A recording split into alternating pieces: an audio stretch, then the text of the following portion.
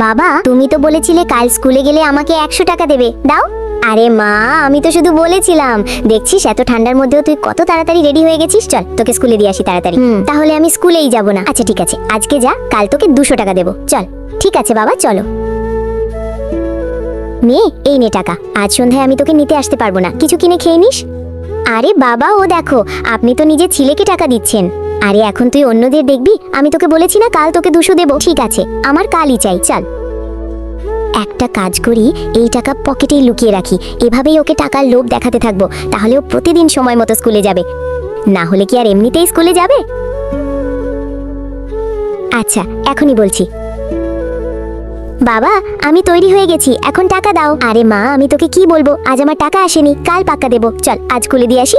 যাকগে বাবা, আপনার পকেটে তো 200 টাকা ছিল, আমি নিয়ে নিয়েছি। চলুন এখন আমাকে স্কুলে দিয়ে দিন। চল। এই ছবিটাকে সুন্দর মনে করলে ভিডিওতে লাইক করে চ্যানেলটাকে সাবস্ক্রাইব করো, এরপরে আল্লাহ লিখো।